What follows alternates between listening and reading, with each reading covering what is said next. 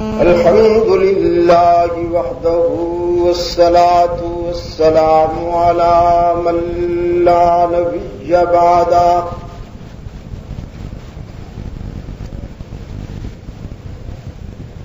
وعلى آله وأصحابه الذين أوفوا عهده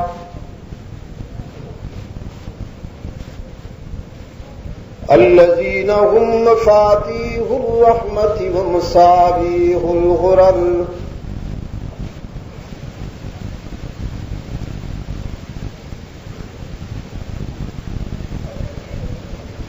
أعوذ بالله من الشيطان الرجيم بسم الله الرحمن الرحيم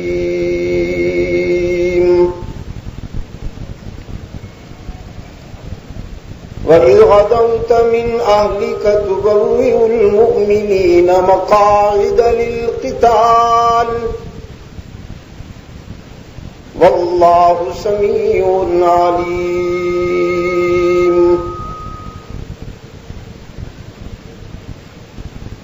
قَدْ أَفْلَحَ الْمُؤْمِنُونَ الذين هم في صلاتهم خاشعون والذين هم عن اللغو معرضون والذين هم للزكاة فاعلون والذين هم لفروجهم حافظون إلا على أزواجهم أو ما ملكت أيمانهم فإنهم غير ملومين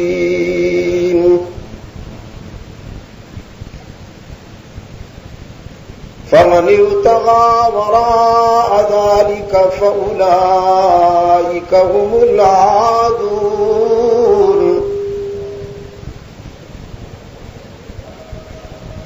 والذين هم لأماناتهم وعهدهم راعون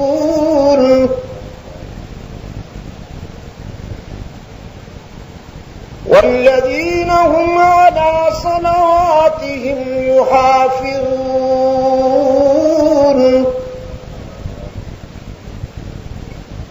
أولئك هم الوارثون الذين يرثون الفردوس هم فيها خالدون صدق الله مولانا العظيم.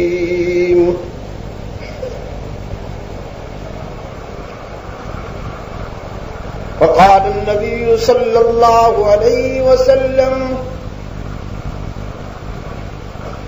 وددت أن أقتل في سبيل الله ثم أحيا ثم أقتل ثم أحيا ثم أقتل ثم أحيا ثم أقتل أو كما قال قائدنا الأعظم صلى الله عليه وسلم. وصدق رسوله النبي الأمي الكريم ونحن على ذلك من الشاهدين والشاكرين والحمد لله رب العالمين. خدا در انتظار حمد مانیست محمد چشم بر راہ سنانیست محمد حامد حمد خدا بس خدا مدافرین مصطفیٰ بس محمد از تو می خواہم خدا را خدایا از تو حب مصطفیٰ را.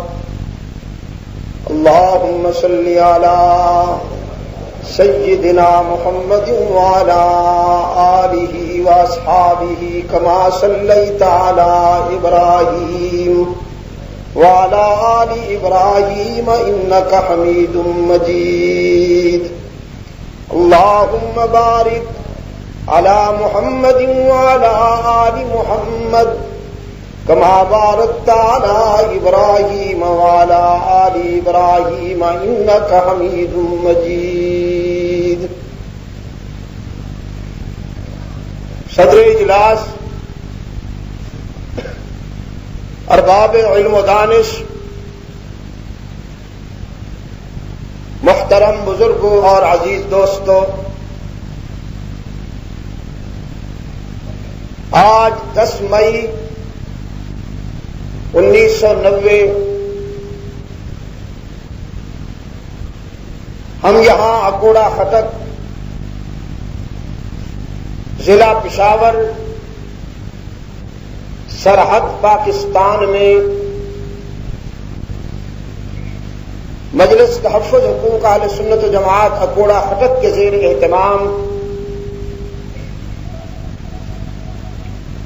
اس کانفرنس میں دعوت و تبلیغ کی نسبت سے جمع ہے،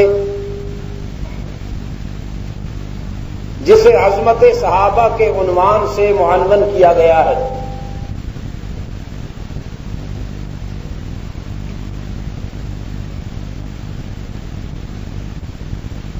یہ بڑا وسیع موضوع ہے،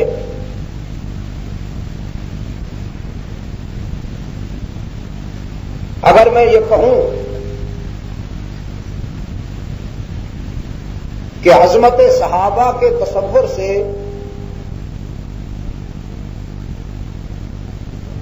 فکر و قلب میں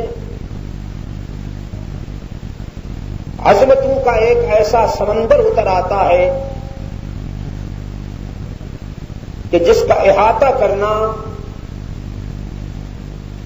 ایک رات میں تو کیا، ایک سال میں بھی ممکن نہیں۔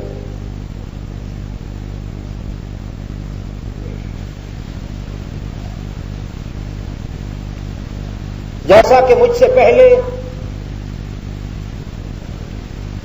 ہمارے عزیز مفتی صاحب فرما رہے تھے،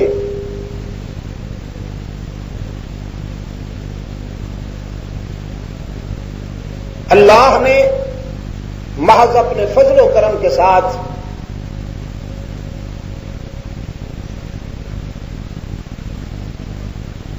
اپنے ان ناچیز بندوں کو یہ توفیق مرحمت فرمائی ہے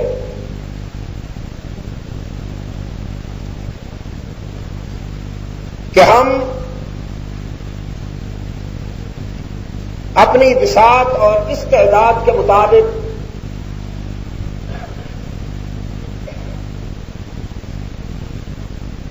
رسول اللہ صلی اللہ علیہ وسلم کی تیار کردہ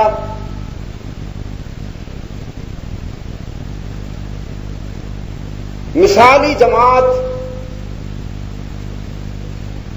اسلام کے نمائندہ کرداروں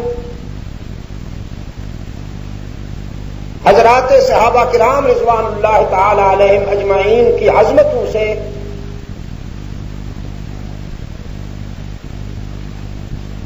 دنیا بھر میں جدید نسل کو آگاہ کرنے کی کوشش کر رہے ہیں۔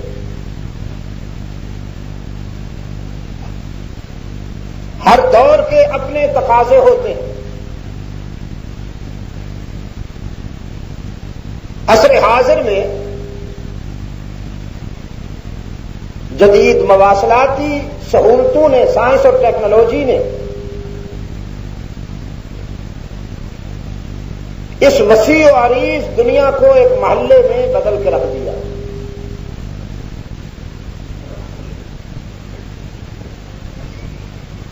آپ ٹیلی فون کے ڈائل کو گھماتے جائیے اور چند منٹوں میں پوری دنیا سے رابطہ قائم کر لیجیے۔ دنیا کے کسی کونے میں بھی اگر کوئی واقعہ ہوتا ہے تو جدید مواصلاتی نظام پوری دنیا کو اس سے آگاہ کر دیتا ہے۔ ہم نے یہ ضرورت محسوس کی کہ جہاں تک ممکن ہو سلبی امور سے بچ کر اس باتی طرز عمل کو سامنے رکھتے ہوئے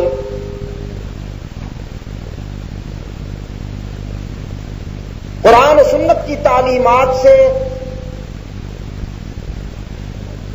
عصر حاضر کے انسان کو متعارف کرانے کے لیے اصحاب رسول کا وہ کردار پیش کریں جسے اللہ کی کتاب نے معیار حق و صداقت قرار دیا.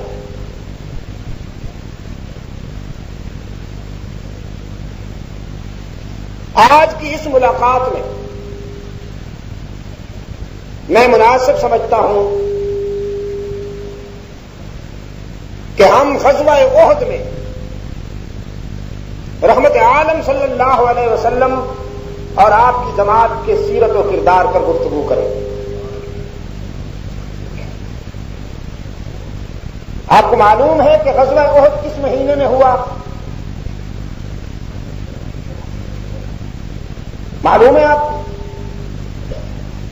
کربلا کا واقعہ کس مہینے میں ہوا؟ بولو نا. ہاں اس کے تو حافظ بیٹھے ہیں سارے.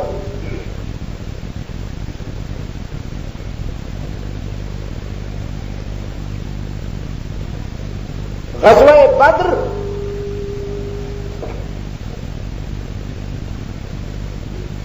طاغوتی قوتوں کے مقابلے میں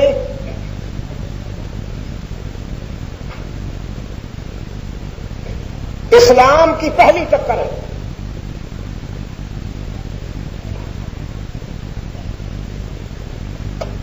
جو ہجرت کے دوسرے سال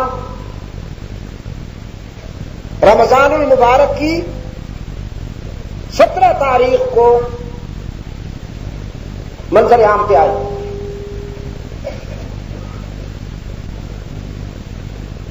جس میں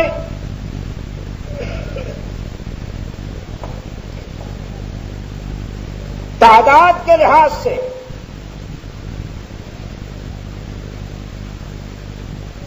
اسلامی تاریخ میں نہیں پوری انسانی تاریخ میں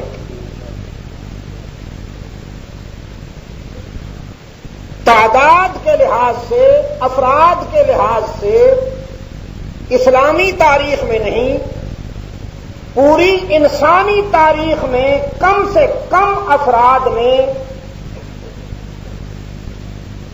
اپنے سے کئی گنا زیادہ ساز و سامان سے مسلح طاقت کو شکست فاش کی.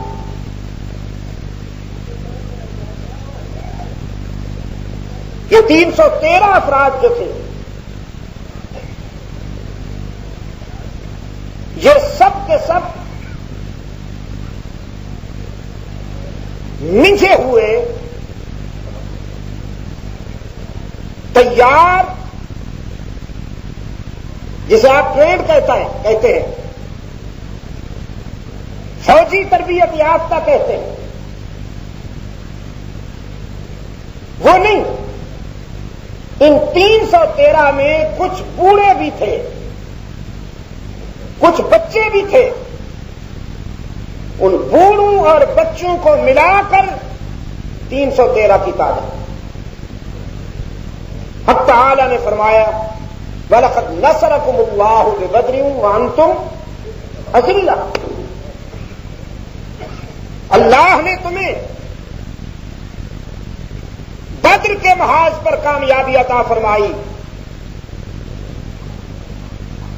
حالانکہ ظاہری اسباب میں تم کمزور تھے. بظاہر تمہاری کامیابی کے لیے اسباب نظر نہیں آتے، لیکن شکست و فتح کے فیصلے فرش پر نہیں عرش پر ہوتے.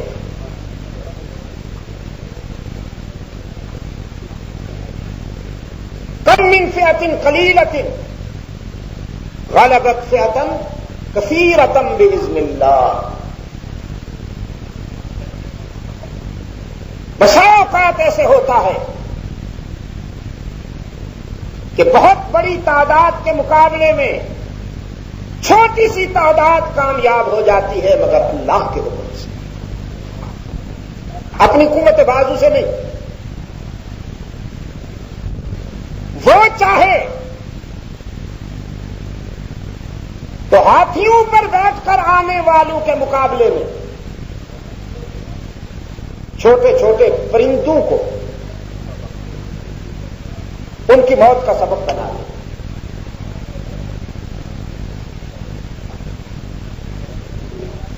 غزوہ بدر میں دنیا کفر کے نامور کردار مارے گئے، جن میں خان بہادر ابو جہل بھی تھا.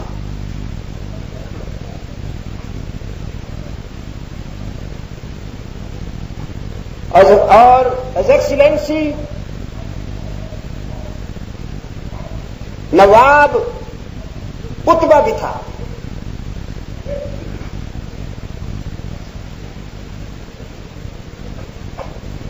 مسٹر ولید بھی تھا.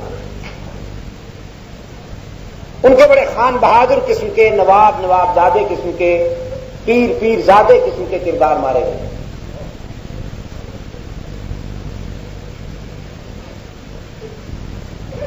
اور ان کی قیادت کا ایک پسماندہ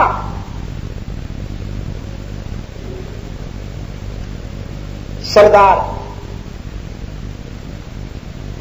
ابو سفیان نے قسم کھا لی تھی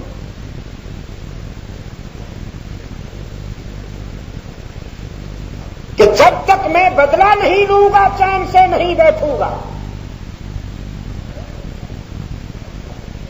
چنانچہ صرف 1 سال کے وقفے کے بعد 2 ہجری کو غزوہ بدر ہوا، رمضان المبارک کی 17 تاریخ.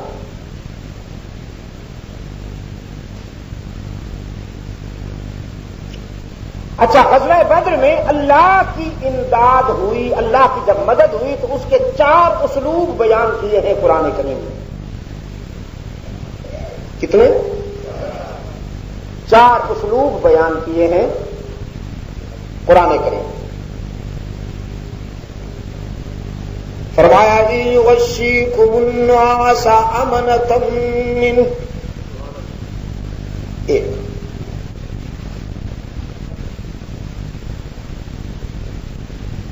دوسرا وَيُنَزِّلُ عَلَيْكُم مِّنَ السَّمَاءِ مَاءً. تیسرا وَإِذْ يُرِيكَهُمُ اللَّهُ فِي مَنَامِكَ قَلِيلًا. تیسرا اور چوتھا وَمَا رَمَيْتَ اذ رمیت ولکن اللہ رمی. یہ 4 اسلوب ہیں اللہ کی مدد کے. اہل ایمان جب بدر کے سینے پہ پہنچے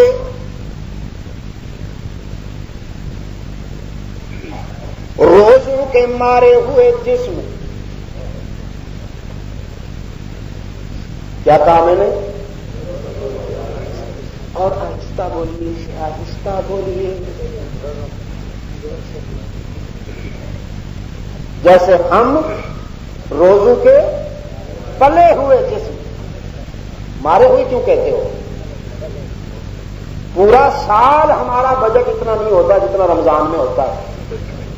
حالانکہ رمضان المبارک آتا ہے جسم کو کمزور کرنے کے لیے اور روح کو طاقتور بنانے کے لیے، لیکن ہم بڑے ہوشیار ہیں. ہم اپنی سحریاں، اپنی افطاریاں اتنی بارونق بنا لیتے ہیں کہ اس مہینے میں بھی ہمارا جسم پلتا ہے. اور عید کے دن اگر آپ اپنا وزن چیک کریں تو انشاءاللہ وہ کئی کلو بڑھا ہوا آپ کو نظر آئے گا، کم نہیں ملے گا۔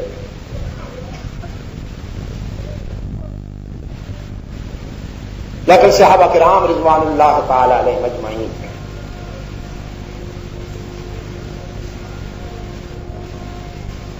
روزو کے مارے ہوئے جسم اور شدید گرمی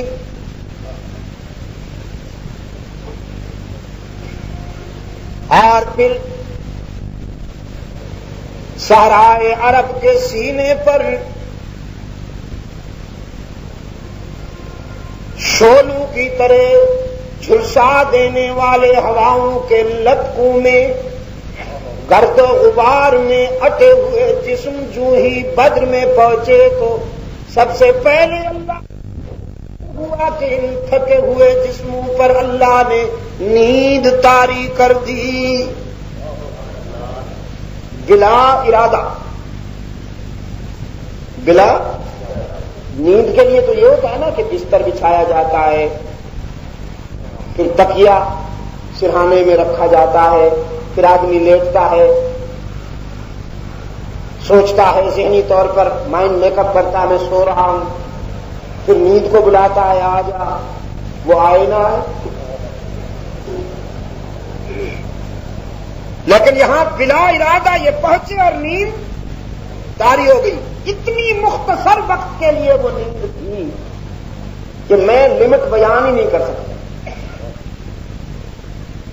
یعنی بالکل چند منٹوں پر مشتمل وہ نیند تھی، گھنٹوں پر نہیں، لیکن اس منٹوں کے آرام نے انہیں اتنا تازہ دم کر دیا کہ ساری تھکان اتر گئی اور بالکل فریش ہو گئے، تازہ دم ہو گئے، ہر صورتحال سے ٹکرانے کے لیے بالکل تیار۔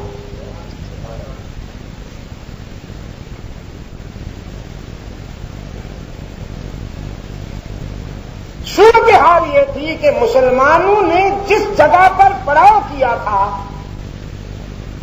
وہ ریت کا ٹیلا تھا اور پاؤں پھنستے تھے ریت میں۔ مشرکین کا لشکر جس مقام پر ٹھہرا ہوا تھا وہ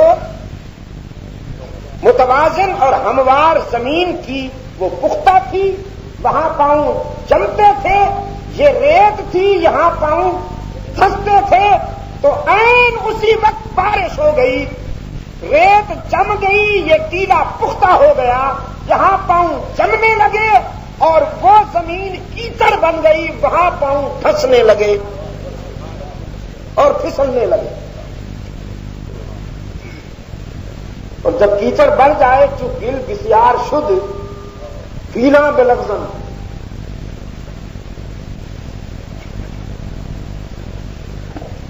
فارسی میں کسی نے کہا جب کیچڑ بھر جائے تو بڑے بڑے ہاتھی بھی پھسل جاتے ہیں، بڑے بڑے ہاتھی بھی پھسل جاتے ہیں۔ کتنی باتیں ہو گئی؟ تو اب مسلمان 313 اور مشرکین تقریباً 1000 کم و بیش، کچھ کم یا کچھ زیادہ، وہ تعداد میں 3 گنا زیادہ، مسلمان ان کے مقابلے میں 1/3۔ ایسے آئی کہ مشرکین کو مسلمان کئی گنا زیادہ نظر آئے اور مسلمانوں کو مشرکین اپنے سے کئی گنا کم نظر آئے، جس سے ان کے حوصلے بلند ہو گئے اور ان کے حوصلے پست ہو گئے۔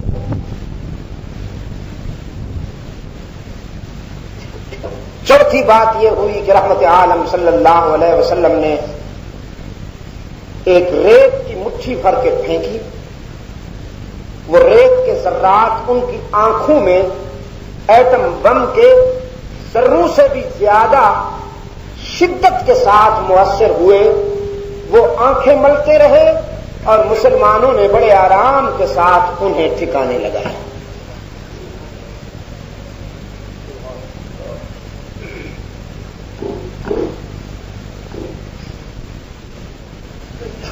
ایک سال انہوں نے کرب قوتیں بدل بدل کے بے قراری کے ساتھ گزارا. رحمت عالم صلی اللہ علیہ وسلم کو رمضان المبارک کے آخری ایام میں اطلاع ملی کہ مشرکین جنگی اخراجات کا بہت بڑا اہتمام کر کے، بہت بڑا بجٹ اس کے لیے مختص کر کے مرکز اسلام پر حملہ آور ہوا چاہتے ہیں. رسول اللہ صلی اللہ علیہ وسلم نے شوال میں پہلے ہفتے میں شوال کے صحابہ کرام رضوان اللہ تعالی علیہ مجمعین کا اجلاس بلایا.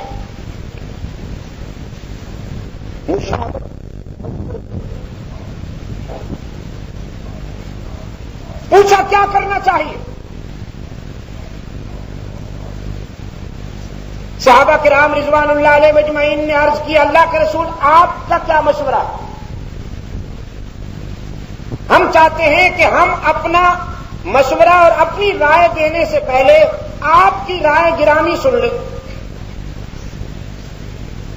اللہ کے رسول صلی اللہ علیہ وسلم نے فرمایا میرا مشورہ یہ ہے کہ ہم مدینے میں رہ کر ان کا مقابلہ کریں، مدینہ کے باہر نہ جائیں. مدینہ کی صورتحال کچھ اس طرح ہے کہ اس کے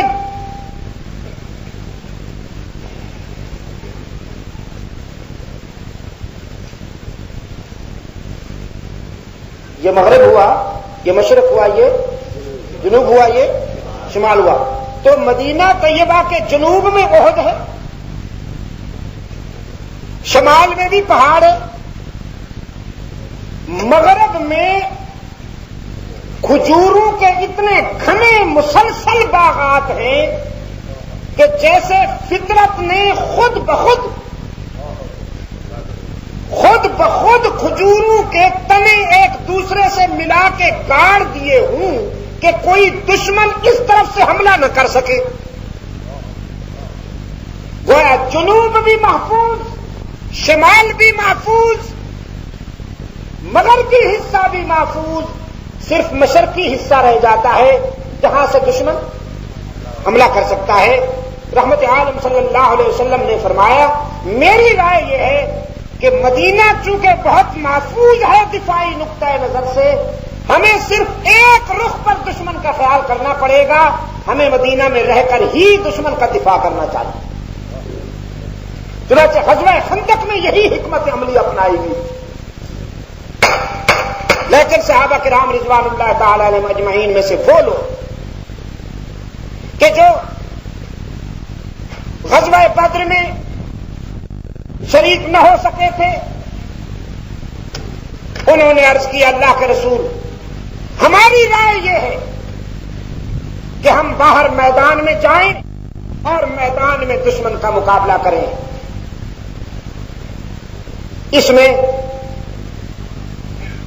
اسی غزوے میں سید الشہداء کا لقب حاصل کرنے والے رسول اللہ صلی اللہ علیہ وسلم کے محترم چچا حضرت حمزہ رضی اللہ تعالی عنہ بھی بہت پرجوش تھے اس تقریب سے.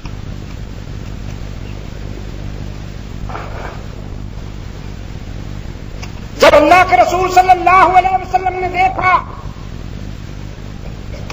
کہ صحابہ کرام میں سے زیادہ تر لوگوں کی رائے یہ ہے کہ ہم باہر میدان میں جا کر دشمن کا مقابلہ کریں، تو آپ صلی اللہ علیہ وسلم نے اپنی رائے واپس لے لی اور صحابہ کرام کی رائے کو ترجیح دیتے ہوئے فیصلہ فرمایا کہ تم بھی تیاری کرو، میں بھی تیاری کرتا ہوں، میدان میں جا کے مقابلہ کریں گے. اس سے آپ نے اندازہ کر لیا کہ اللہ کے رسول صلی اللہ علیہ وسلم کی بارگاہ کسی آمر اور ڈکٹیٹر کی بارگاہ نہیں تھی، بلکہ ایک شفیق اور مہربان استاد کی بارگاہ تھی، جہاں کھلے دل سے ہر شخص اپنی رائے کا اظہار کر سکتا ہے. سرکار دو عالم صلی اللہ علیہ وسلم نے شوال مکرم کے 6 تاریخ کو جمعہ پڑھا اور جمعہ کے بعد رحمت عالم صلی اللہ علیہ وسلم نے فوجی لباس زیب تن فرمایا.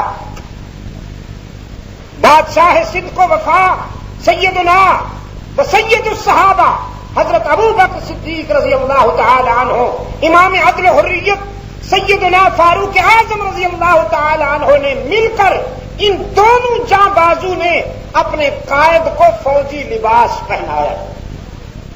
دوہری زنہ اللہ کے رسول صلی اللہ علیہ وسلم نے زیب تن فرمایا، دوہری زنہ زیب تن فرمائی۔ اس طرف سے تلوار، اس طرف سے کمان، اور پشت مبارک پر تیروں کا گچھا، ترکش۔ پہلے آپ صلی اللہ علیہ وسلم نے امامہ باندھا، لیکن آگے چل کر امامے کے جگہ آپ صلی اللہ علیہ وسلم نے خود رکھا، وہ ڈیفنس شیلڈ جو سر پہ رکھی جاتی تھی فولاد کی، آپ صلی اللہ علیہ وسلم نے وہ باندھا۔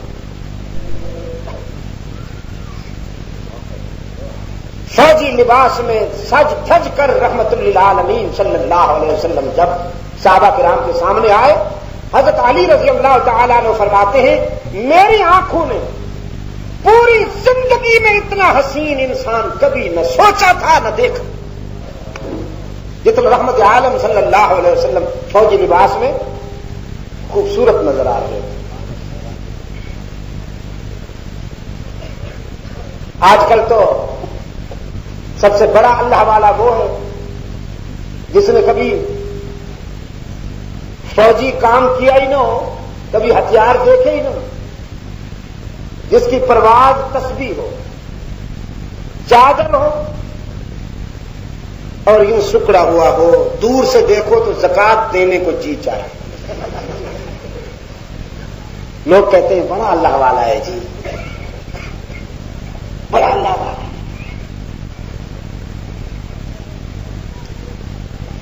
میرے عزیز دوست، رحمت عالم صلی اللہ علیہ وسلم فوجی لباس زیب تن فرما رہے تھے، تیاری فرما رہے تھے۔ صحابہ کرام رضوان اللہ علیہ مجمعین جنہوں نے اللہ کے رسول صلی اللہ علیہ وسلم کی خدمت میں مشورہ عرض کیا تھا، آپس میں سوچنے لگے۔ رحمت عالم کی تجویز یہ تھی کہ ہمیں مدینہ میں رہ کر دشمن کا مقابلہ کرنا چاہیے۔ ہم نے حضور کے مقابلے میں اپنی رائے دے دی، اللہ کے رسول صلی اللہ علیہ وسلم نے اپنی رائے واپس لے کر ہماری رائے پر عمل فرما لیا، کہیں گستاخی تو نہیں ہو گئی۔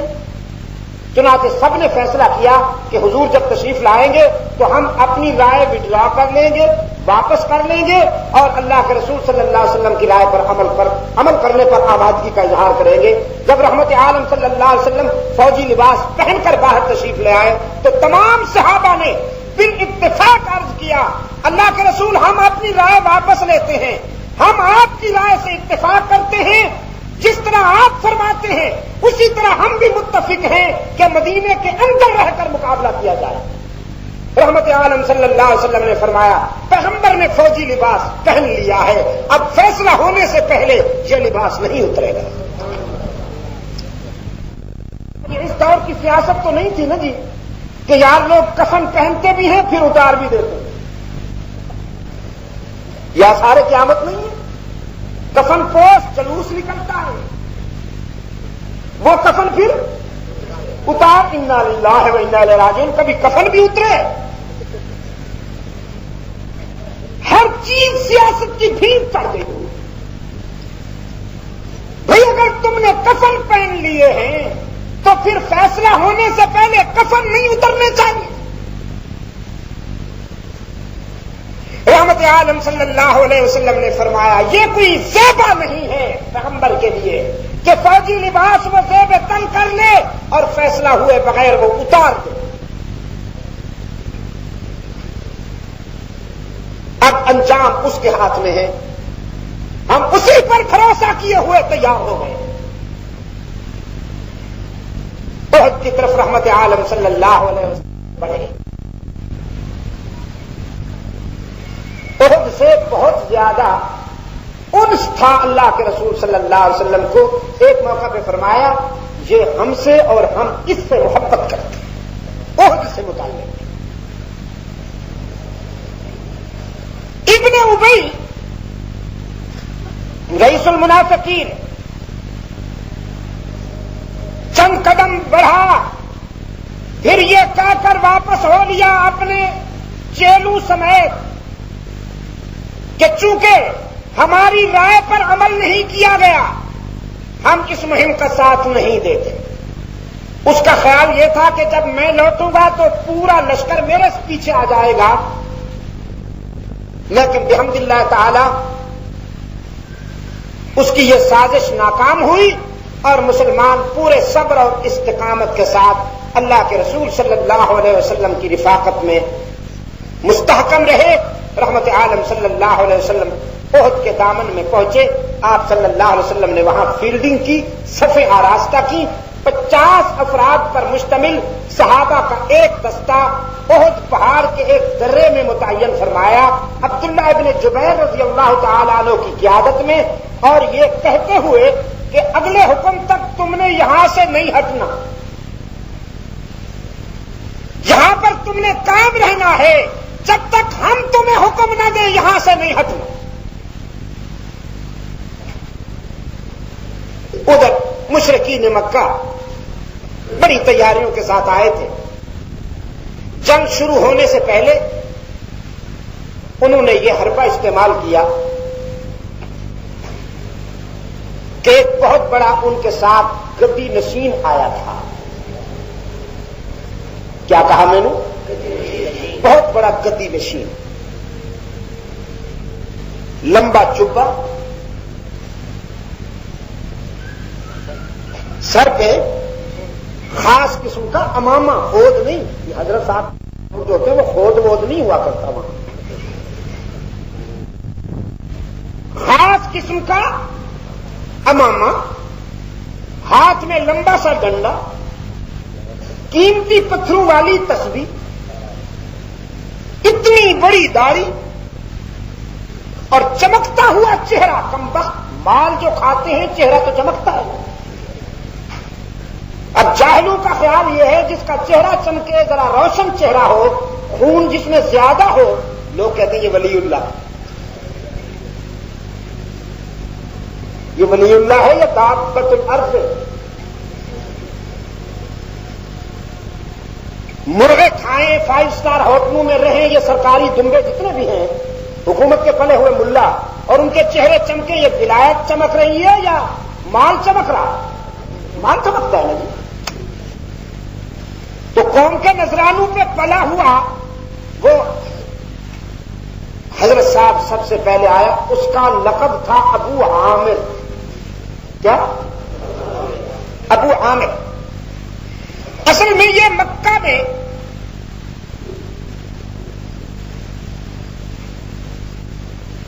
بہت بڑا پیر تھا،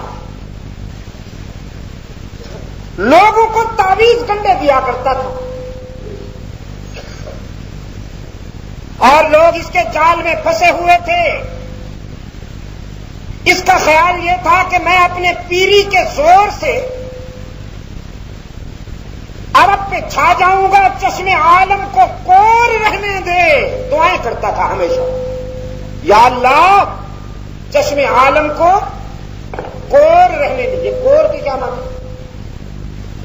انتھا، وہ تو کیا کہتے ہیں؟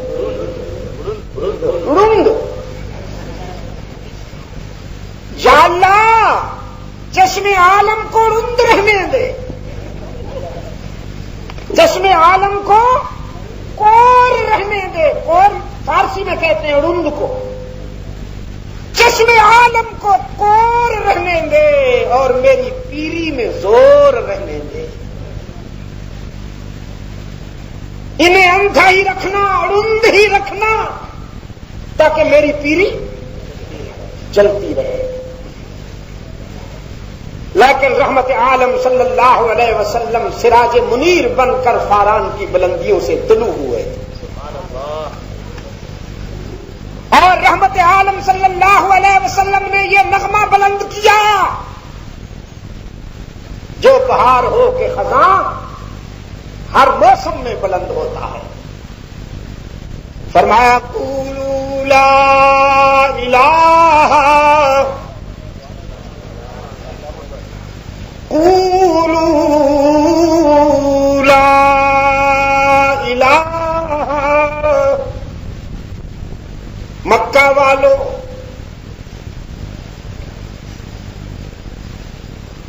لات و منات عزا اور حبل کے آستانوں پہ نذرانے دینے والوں، پیروں فقیروں پر انحصار کرنے والوں، بتوں سے پر امید اور اللہ سے نومید ہونے والوں، انسانوں سے توقعات اور آرزوئیں وابستہ کرنے والوں، جبہ پوشوں اور چادر پوشوں کے جال میں پھنسے ہوئے مظلوموں، میں تمہیں اس سے جوڑنے آیا ہوں جو ہر وقت ہر جگہ ہر کسی کا حاجت روا اور مشکل کشا ہے۔ انہوں نے تو تمہیں یہ کہہ رکھا ہے کہ تم گناہگار ہو، تمہاری سنتا نہیں اور ہماری ٹھکراتا نہیں، تمہاری ہمارے آگے ہماری اللہ کے آگے۔ لیکن رحمت عالم صلی اللہ علیہ وسلم نے فرمایا قولوا لا الہ، کامیابی کا ماٹو، کامیابی کا سلوگن میں بھی بلند کرتا ہوں، تم بھی بلند کرو، کوئی نہیں معبود، کوئی نہیں انسانی جبین کی عاجزیوں کے لیے حقیقی مسجود، کوئی نہیں علام الغیوب، کوئی نہیں کارساز، کوئی نہیں حاجت روا، کوئی نہیں مشکل کشا، کوئی نہیں عزت دینے والا، کوئی نہیں رزق دینے والا، کوئی نہیں اولاد عطا کرنے والا، کوئی نہیں بیماریاں دور کرنے والا، کوئی نہیں سفینے کناروں پر لگانے والا، کوئی نہیں دعا پکار کو سننے والا الا اللہ، مگر اور آہستہ اور آہستہ کہیں کوئی سن لے، آج تو اتنے بے زبان بنے بیٹھے ہو، الا اللہ، مگر میں ہمیشہ کہا کرتا ہوں اکوڑا خطک والو ہی پہ ذرا زور دیا کیجئے تاکہ بھی کے بیماروں کو بھی اللہ شفائے کاملہ عطا فرمائے نا دوستو، تاکہ بھی کے بیماروں کو بھی اللہ شفائے کاملہ عطا فرمائے۔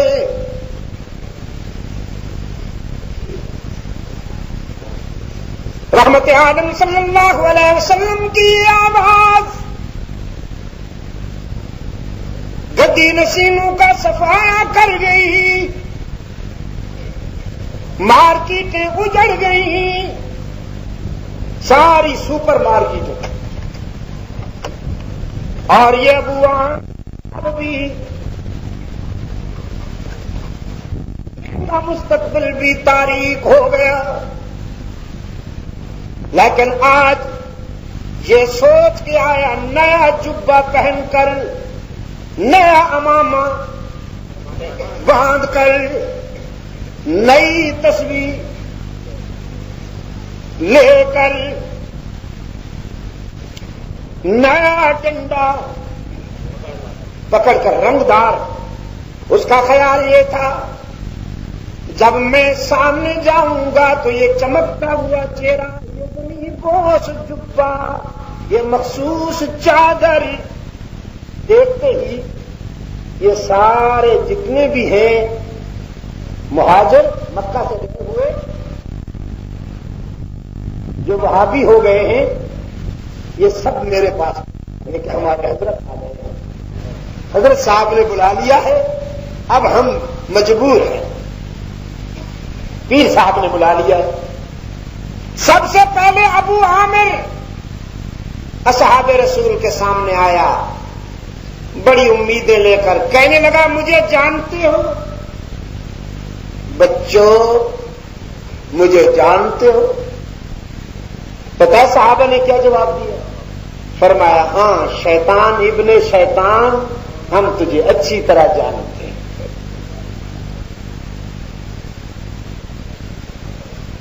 موحد بڑا بالغ نظر ہوتا ہے، جس سینے میں توحید کی صبح طلوع ہو جائے، جس سینے میں توحید کا چراغ روشن ہو جائے، اس کی نظر میں بڑی بصیرت ہوتی ہے۔ صحابہ کرام رضوان اللہ علیہ مجمعین نے فرمایا شیطان ابن شیطان، ہم تجھے اچھی طرح جانتے ہیں، اب تیرا مکر، اب تیری تلبیس، اب تیرا تجر ہمیں اس راستے سے نہیں ہٹا سکے گا جس راستے پہ محمد عربی نے لگایا ہے۔ تمہیں معلوم ہونا چاہیے ہم اللہ کی توحید کے سمجھنے والے ہیں، اللہ کی توحید سے وفا کرنے والے ہیں۔ تیرے جبے، تیری دستار اور تیری چادروں کے چکر میں اب ہم نہیں آئیں گے۔ کہنے لگا اچھا پھر پکے وہابی ہو چکے ہو؟ کہا بس یہی سمجھ لو۔ حضرت علی رضی اللہ تعالی عنہ آگے بڑھے، حضرت سعد رضی اللہ تعالی عنہ آگے بڑھے، سیدنا حمزہ رضی اللہ تعالی عنہ آگے بڑھے، مکہ والوں سے کہنے لگے اگر بازو میں قوت ہے تو سامنے آؤ، اگر کچھ ہے تمہارے پاس تو دکھاؤ۔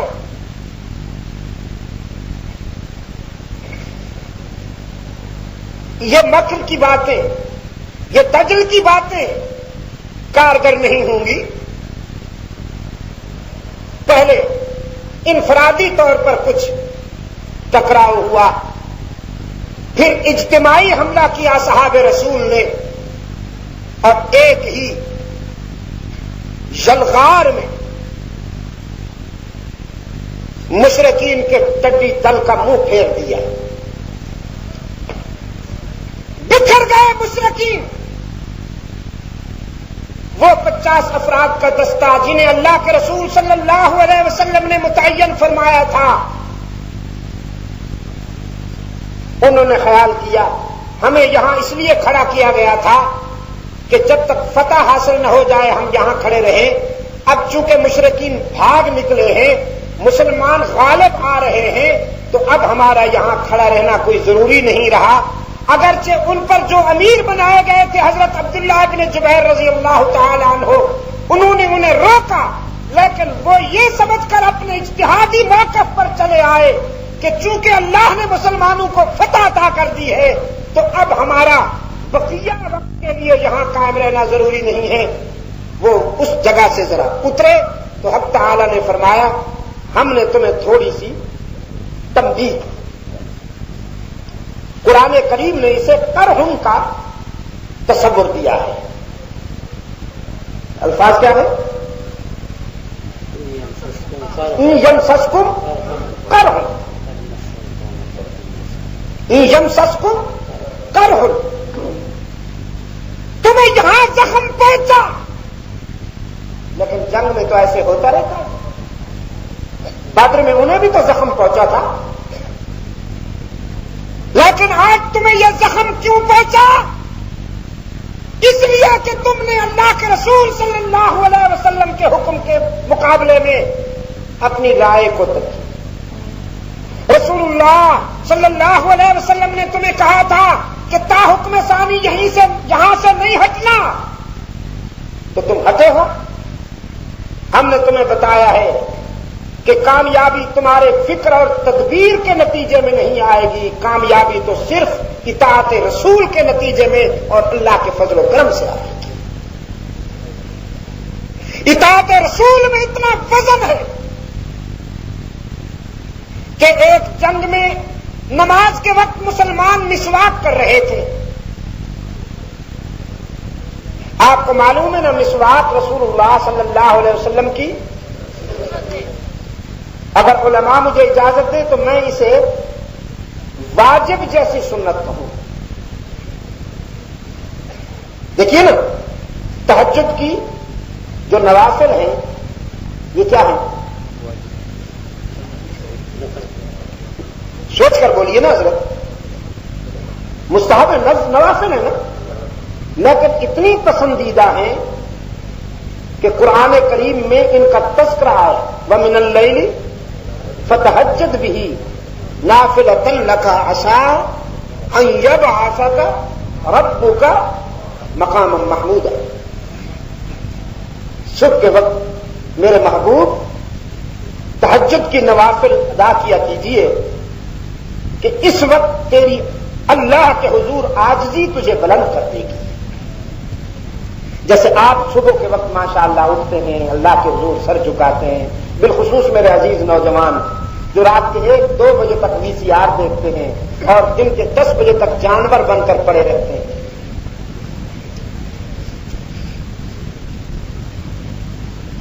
حالانکہ صبح سویرے کبھی آپ نے غور فرمایا پرندے تک جاگ جاتے ہیں۔ ویسٹ انڈیز میں میرا جانا ہوا، باربیڈوز ایک جزیرہ ہے ویسٹ انڈیز کا۔ لندن سے باربیڈوز تک 14 گھنٹے مسلسل جہاز چلتا رہا، non stop, 14 hours non stop from London to Barbados. یا اللہ، پتہ نہیں دنیا کا آخری کونا۔ وہاں پر جس دوست کے گھر میں میرا قیام تھا وہ سمندر کے کنارے بڑی خوبصورت جگہ پر صبح اذان سے پہلے اس خوبصورتی کے ساتھ پرندے جاگ اٹھتے تھے اور چہکتے تھے اور اس کی تسبیح میں لگ جاتے تھے کہ میں بڑے انہماک کے ساتھ ان کی وہ چہکار کو سنتا اور پھر سوچتا کہ یہاں مسلمانوں کی تعداد تو کل 1200 ہے، 1200 افراد ہیں وہاں مسلمان صرف۔ باربیڈوز میں مسلمانوں کی تعداد صرف 1200 ہے، لیکن میں نے کہا پرندوں کی تعداد تو پتہ نہیں 12 لاکھ ہے یہاں، جو اس سے غافل نہیں ہے۔ انسان پڑا رہتا ہے جانور بن کر، لیکن پرندے ٹھیک وقت پہ جاگ جاتے ہیں، ٹائم پیس نہیں لگاتے، کسی کے اٹھانے کی ضرورت نہیں ہے، گھڑی ملا لیا کیجیے، ٹھیک وقت پر وہ اٹھ جائیں گے اور اس کی حمد اور تسبیح میں لگ جائیں گے۔ غور فرمایا کبھی آپ؟ چنانچہ تہجد کی نوافل میں رحمت عالم صلی اللہ علیہ وسلم اس قدر انہماک کے ساتھ لگتے تھے کہ جس کا تذکرہ قرآن کریم میں آیا ہے۔ یہ بظاہر نوافل ہیں لیکن کتنی پسندیدہ۔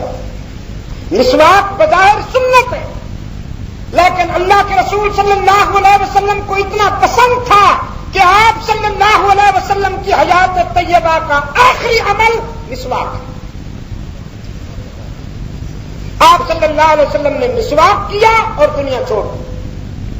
حضرت عائشہ صدیقہ رضی اللہ تعالی عنہا کی روایت ہے، فرماتی ہیں حضور صلی اللہ علیہ وسلم کی مبارک زندگی کے آخری لمحات تھے، میرا بھائی مسواک کرتا ہوا آیا، رحمت عالم صلی اللہ علیہ وسلم نے میرے بھائی کے ہاتھ میں مسواک دیکھ کر بڑی چاہت کی نگاہوں سے دیکھا، جس سے میں نے اندازہ کیا کہ رحمت عالم صلی اللہ علیہ وسلم مسواک کرنا چاہتے ہیں۔ میں نے اپنے بھائی سے مسواک لیا، اسے تراشا، اسے ٹھیک کیا اور رحمت عالم کی خدمت میں پیش کیا۔ رحمت عالم صلی اللہ علیہ وسلم نے وہ مسواک استعمال کرنے کے بعد آنکھیں بند کر دیں اور اللہم برفیق الاعلی کہتے ہوئے اللہ کے جوار رحمت میں چلے گئے۔ وہ رسول اللہ صلی اللہ علیہ وسلم کی مبارک زندگی کا آخری عمل مسواک۔ آپ بھی کرتے ہیں مسواک؟ جی ماشاء اللہ۔ اللہ آپ کو حرمین شریفین لے جائے حج پر عمرے پر، وہاں دیکھیے گا، یعنی صورتحال یہ ہوتی ہے کہ وضو کے بعد بھی مسواک کرتے رہتے ہیں وہ اللہ کے بندے، یہاں تک کہ تکبیر ہو رہی ہے مسواک شروع ہے، تکبیر اولا کے وقت جب نیت باندھیں گے تو مسواک سامنے رکھ دیں، صرف اطاعت رسول میں سنت رسول سمجھ کر۔ رمضان مبارک میں بھی مسواک کرنا چاہیے، بعض حضرات رمضان میں مسواک نہیں کرتے تاکہ بدبو پیدا ہو جائے، وہ اللہ کو بڑی پسند ہے کہتے ہیں انا للہ و انا الیہ راجعون، یہ منہ کی بدبو آپ کو پسند ہے؟ تو جب آپ کو پسند نہیں اللہ کو کیوں پسند ہے؟ بدبو اللہ کو پسند نہیں ہے۔ مسواک کیا کیجئے رمضان مبارک میں بھی، صبح کی نماز میں بھی اور عصر کی نماز میں بھی مسواک ہونا چاہیے، منہ کی طہارت ضروری ہے۔ وہ جو خلوف ہے جسے اطیب عند اللہ من ریح المسک کہا گیا ہے، وہ بدبو نہیں ہے، وہ خلوف ہے۔ وہ روزہ دار کے منہ میں افطاری سے ذرا دیر پہلے ایک مہک سی پیدا ہو جاتی ہے، کھانے پینے سے رک جانے کی وجہ سے وہ جو مہک پیدا ہو جاتی ہے وہ اللہ کو بہت پسند ہے۔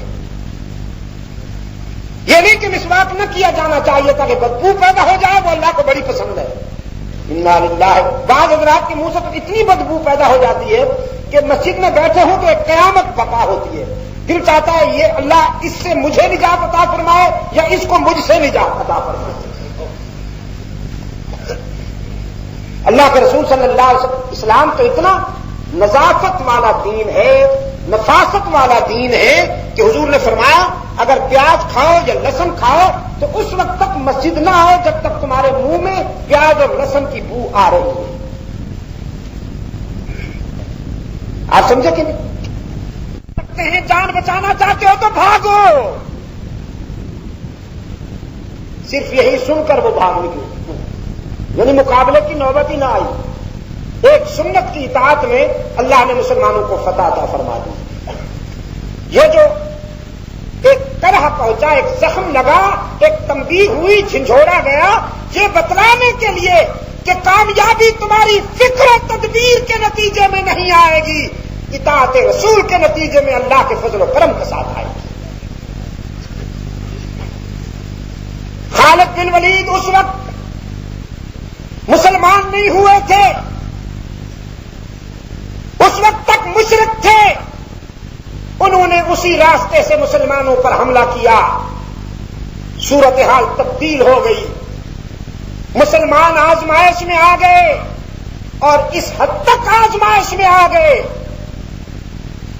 کہ خود سرور کائنات صلی اللہ علیہ وسلم زخمی ہوئے، آپ صلی اللہ علیہ وسلم کے دندان اقدس ٹوٹ گئے، آپ صلی اللہ علیہ وسلم کی خود کی کڑیاں حضور صلی اللہ علیہ وسلم کے چہرے میں پیوست ہو گئی۔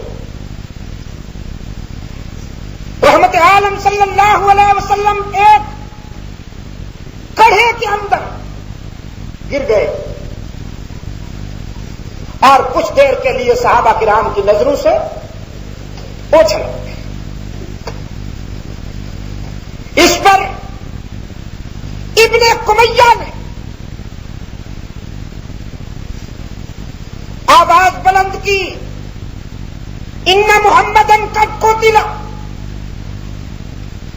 ان محمدن قد قتل، خاکم بدہن،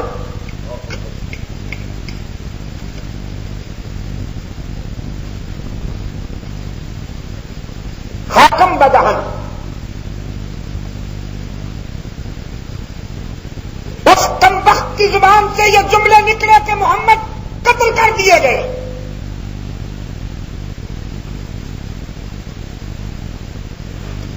یہ آواز مدینہ کی گلی کوچوں میں بھی پہنچی، چنانچہ وہ ضعیف، وہ بچے،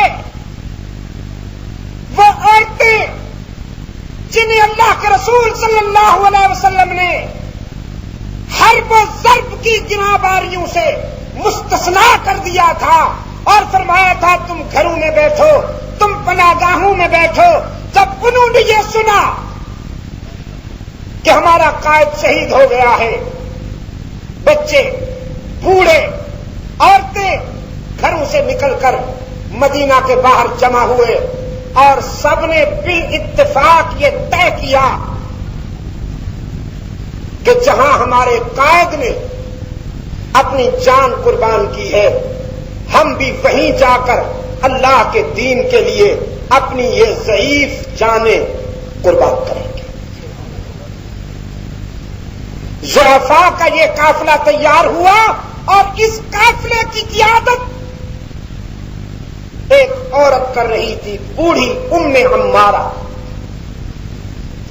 اگر آپ رضی اللہ تعالی عنہا کہہ دیتے تو مجھے بہت خوشی ہوتی، میرے کہے بغیر کہتے تو مجھے بہت خوشی ہوتی، مجھے یہ احساس ہوتا کہ میں ایک زندہ قوم سے مخاطب ہوں۔ سیدہ ام عمارہ رضی اللہ تعالی عنہا ضعفاء کے اس قافلے کی قیادت کرتے ہوئے بڑھ رہی ہے، رجز بڑھتی چلی جا رہی ہے، تلوار ہاتھ میں ہے، احد کے محاذ پہ پہنچی، تاریخ کے دامن میں ام عمارہ کی ادائیں چمک رہی ہیں۔ میں اپنے شاندار ماضی کے آئینے میں ام عمارہ کے کردار کا مطالعہ کرتا ہوں تو مجھے نظر آتا ہے کہ اس بوڑھے جسم کو اللہ اور اس کے رسول کے عشق نے جوان کر دیا تھا۔ تارے کی طرح بےتاب، بجلی کی طرح کودتی ہوئی یہ جسم کی بوڑھی، ایمان کی نوجوان احد کے محاذ پہ پہنچی اور اس شجاعت و بہادری کے ساتھ مشرکین کے لشکر پر حملہ کیا کہ صفیں ٹوٹنے لگی، مشرکین کی صفیں الٹنے لگی۔ صحابہ کرام نے بھی دیکھا اور اسلام کے قائد اعظم صلی اللہ علیہ وسلم نے بھی یہ منظر دیکھا۔ گرد و غبار میں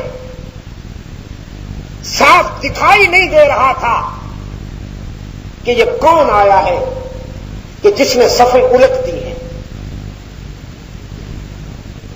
جب کچھ گرد چھٹی اور ام عمارہ قریب آئی تو رسول کی نگاہوں نے دیکھا، خیال تھا اللہ کی طرف سے فرشتوں کا کوئی لشکر آ گیا ہے، لیکن نگاہ رسول نے دیکھا ایک بوڑھی خاتون ام عمارہ رضی اللہ تعالی عنہا سر سے پاؤں تک زخموں میں نہائی ہوئی ہے، لیکن تلوار چلا رہی ہے۔ اللہ کے رسول نے کچھ دیر تک نسوانی جسم میں چھپی ہوئی جوانی، نسوانی جسم میں چھپی ہوئی مردانگی کے جوہر دیکھے اور پھر نطق رسالت سے خراج ادا ہوا۔ شاباش ام عمارہ، تیری بہادری پر اللہ عرش پہ اور اس کا رسول فرش پہ ناز کرتا ہے۔ یہ آواز تو ام عمارہ کے لیے زندگی کی پکار تھی، وہ تو یہ سن کے آئی تھی کہ ہمارا قائد شہید ہو چکا ہے، لیکن رحمت عالم صلی اللہ علیہ وسلم کی آواز سن کر خون میں نہایا ہوا چہرہ اٹھا کے دیکھا تو آسمان ہدایت کے سراج منیر کو چمکتا ہوا سامنے پایا۔ خون شہادت میں نہایا ہوا چہرہ اللہ کے رسول کی طرف اٹھا کے کہنے لگی، آپ سلامت رہے، سچائی کی یہ شمع روشن رہے، ہم ایسے پروانے تو جلتے رہیں گے۔ رحمت عالم صلی اللہ علیہ وسلم نے فرمایا، ام عمارہ آج جو مانگنا چاہتی ہو مانگو، میرا رب تیرا دامن بھر دینا چاہتا ہے۔ مانگنا چاہتی ہو جو مانگو، میرا رب دینے کو تیار ہے۔ اکوڑا خٹک والے جانتے ہو ام عمارہ نے کیا مانگا؟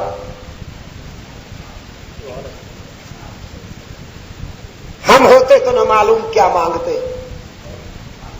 ام عمارہ نے کہا میرا رب دینا چاہتا ہے. سب صحابہ متوجہ ہیں. رحمت عالم صلی اللہ علیہ وسلم نے فرمایا ہاں ام عمارہ بولو کیا مانگتی ہو. ام عمارہ نے عرض کیا اللہ کے رسول بس صرف ایک آرزو ہے کہ حشر میں آپ کے قدموں میں اٹھائی جاؤں. رحمت عالم صلی اللہ علیہ وسلم نے دعا کے لیے ہاتھ اٹھائے. اے اللہ اسلام کی اس مجاہدہ کی آرزو پوری کرتے. اب رحمت عالم صلی اللہ علیہ وسلم نے اپنی تلوار اونچی کی. فرمایا کون ہے؟ من رجل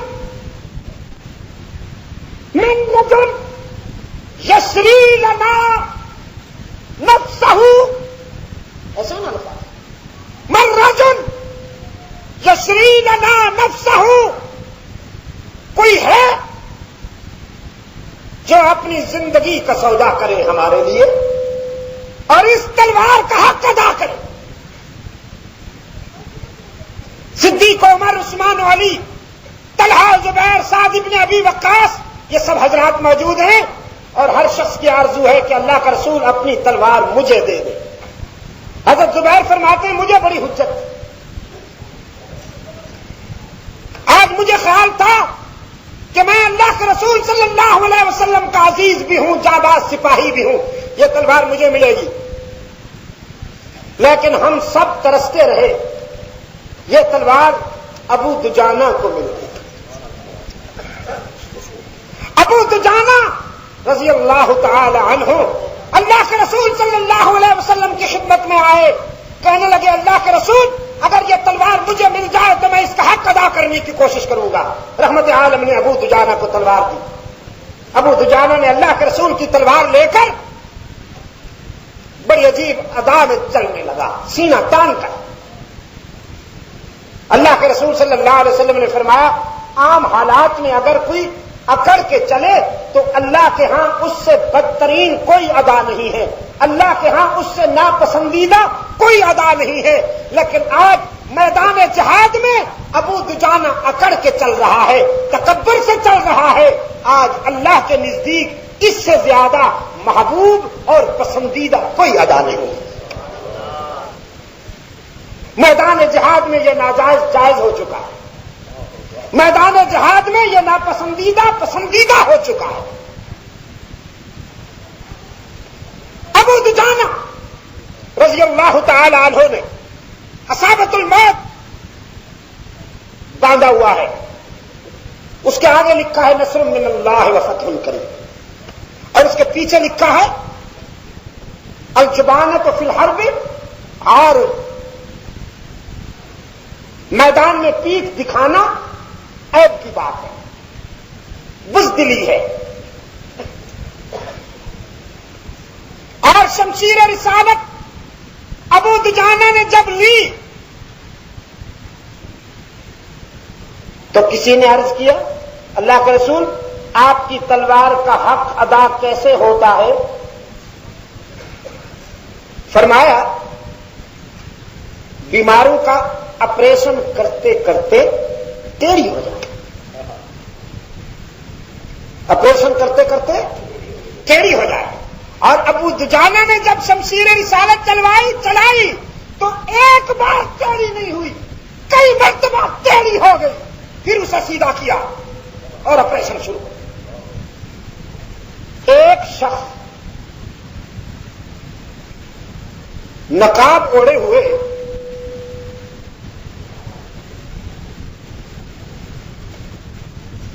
صرف آنکھیں چھپا کر مشرقین کہ بڑھو آگے بڑھو بس کامیابی تمہاری ہے. محمدی ہار چکے ہیں مسلمانوں کے قدم اکھڑ چکے ہیں. ہمت نہ ہارو تم بہادر باپ دادا کے بیٹے ہو. ابو دجانہ کی تلوار اسی کے سر پہ پہنچ گئی. رسول اللہ کی تلوار اسی نقاب پوش کے سر پہ پہنچ گئی. ایک صحابی پیچھے دیکھ رہے ہیں, انہوں نے کہا اللہ کا شکر ہے یہ خبیث مشرکین کو اکسا رہا ہے اور ابو دجانہ پہنچ گئے اس کو ٹھکانے لگا رہے ہیں. تلوار مار رہے تھے کہ روک لی تو جو پیچھے صحابی تھے اس نے کہا غضب کیا تو نے, اس ایک کا مارنا تو 1000 کے مارنے کے برابر تھا, تم نے روک کیوں لی ہے تلوار؟ ابو دجانہ نے کہا جوش میں ہوتے ہوئے بھی ہوش میں ہوں. ہائے ہائے ہائے, جوش میں ہوتے ہوئے بھی ہوش میں ہوں. نقاب تو اوڑھ رکھا ہے اس نے, لیکن مجھے نظر آ گیا تھوڑا سا اس کا کونا کہ یہ مرد نہیں ہندا عورت ہے. میں نے کہا ایک عورت پر رسول کی تلوار کا چلانا شمشیر نبوت کی توہین ہے. عورت پر نبی کی تلوار کا چلانا شمشیر رسالت کی توہین ہے. میں جوش میں ہوتے ہوئے بھی ہوش میں ہوں, کسی عورت پر نبی کی تلوار نہیں چلنے دوں گا.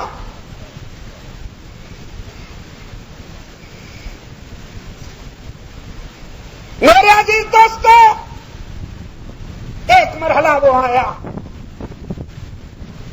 جب یہ آوازہ بلند ہوا تھا کہ ان محمدن کب کو دلا, تو ابو سفیان نے پوچھا کیا تم میں ابو بکر موجود ہے, کیا تم میں عمر موجود ہے؟ پوچھتا ہے. پھر اس نے پوچھا کیا تم میں محمد موجود ہے؟ فاروق اعظم رضی اللہ تعالیٰ عنہ چاہتے تھے کہ میں اس کو جواب دوں, اللہ کے رسول نے اشارہ کیا نہیں بولنا, نہیں بولنا. ابو سفیان سمجھا یہ سب شہید ہو چکے ہیں, میدان صاف ہو چکا ہے, میدان خالی ہو چکا ہے. اب خوشی میں اس نے نعرہ لگایا, کہتا ہے لنا عزا ولا عزا لکم, لنا عزا ولا عزا لکم. دیکھا ہمارے عزا, یہ عزا کون ہے؟ ان کا مشکل کچھ ہے, ان کا حاجت روا, ان کا دستگیر, ان کا کارساز. کہنے لگا ہمارے عزا نے تمہارا صفایا کر دیا, تمہارا کوئی عزا ہوتا تو تمہاری مدد کرتا, ہمارے عزا نے ہماری مدد کی, تم سب کو ٹھکانے لگا دیا. اب جب اس نے کہا تھا تم میں محمد زندہ ہے تو حضور نے فرمایا جواب نہ دو, لیکن جب بات توحید کی آئی تو اب اللہ کے رسول نے فرمایا عمر اب بولو. پوچھا اللہ کے رسول کیا بولو؟ فرمایا جواب دو, لنا مولا ولا مولا لکم, لنا مولا ولا مولا لکم. فاروق اعظم رضی اللہ تعالیٰ عنہ کھڑے ہوئے, فرمایا او بدبخت, تو اپنے عزا پہ ناز کرتا ہے, تیرا عزا تو وہی ہے جو بدر میں تیرے ابو جہل کو بھی نہ بچا سکا, تیرا عزا تو وہی ہے جو بدر میں تیرے عتبہ کو نہ بچا سکا. تمہیں اپنے عزا پہ ناز, ہمیں اپنے مولا پہ ناز. لنا مولا ولا مولا لکم, اللہ ہمارا مولا ہے, تمہارا مولا نہیں. کہیں کہ مولانا نہ کہا کرو, شیخ کہو, سید کہو, فضیلت الشیخ کہو. مولانا ہم سب کا مولا اللہ ہے. وہ کہتے ہیں یہ شرکیہ جملہ ہے, مت کہا کرو. ہم جو اجمی لوگ ہیں نا جی, ہم بڑے شاندار لوگ, ہماری جو اصطلاحات ہیں ہماری گفتگو روزمرہ گفتگو میں وہ بھی بیمار اصطلاحات گھسی ہوئی ہیں ہمارے اندر. ان کے ہاں مولانا کا لفظ نہیں استعمال ہوتا کسی بندے کے لیے, اللہ مولانا. فاروق اعظم رضی اللہ تعالیٰ عنہ نے جواب دیا لنا مولا ولا مولا لکم, اللہ ہمارا دستگیر اور کارساز ہے، تمہارا کوئی نہیں۔ ابو سفیان نے یہ سنا، کہنے لگا ابن خطاب سچ بتاؤ محمد زندہ ہے یا شہید ہو گئے؟ فاروق اعظم رضی اللہ تعالیٰ عنہ نے فرمایا حق کی وہ شمع روشن تھی، روشن ہے، قیامت تک روشن رہے گی۔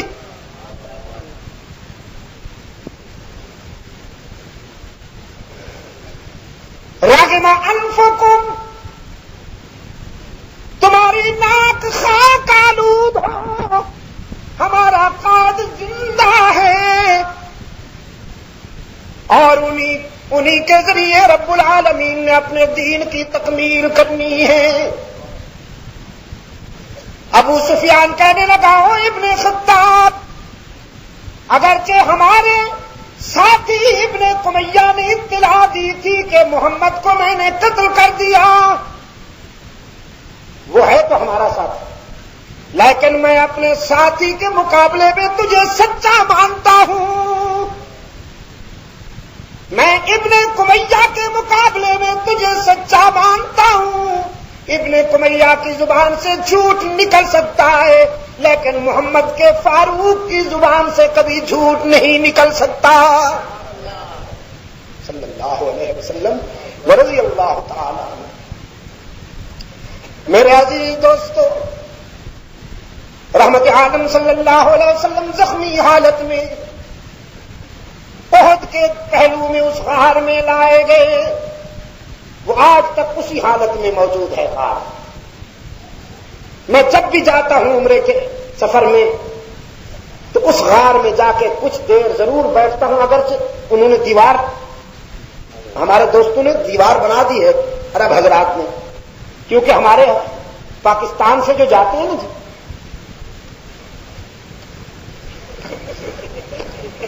وہاں سے پتھر بھی جیب میں ڈال کے آتے ہیں۔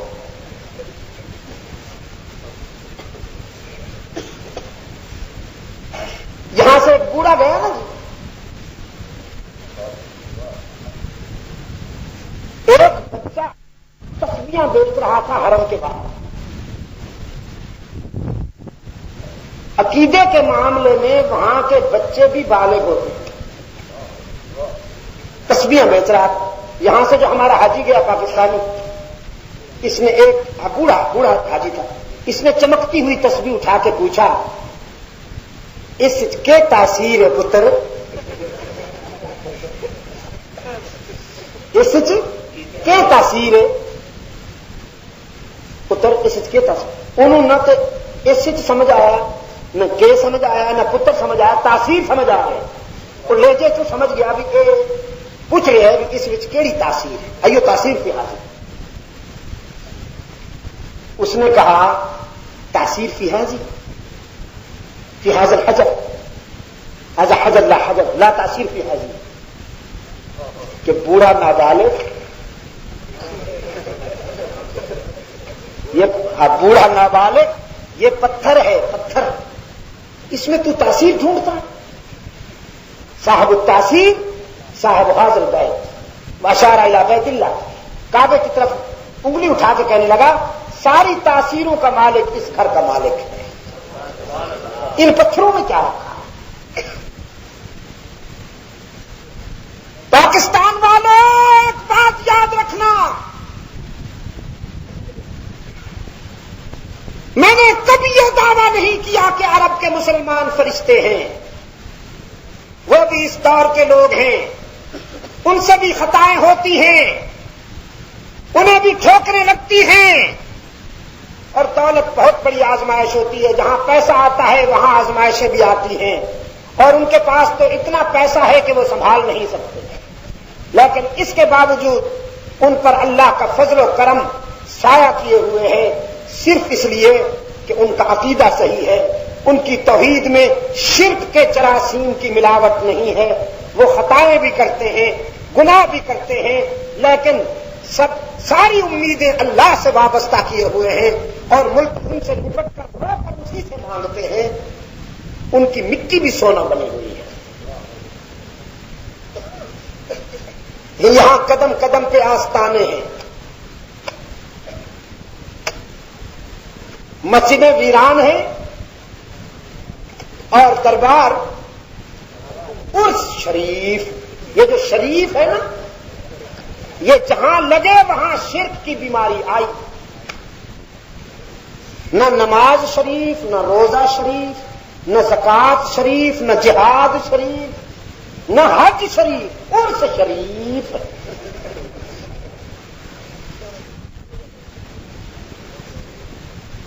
ان کا عرس ہو رہا تھا. ایک ہندو لیڈر چلایا.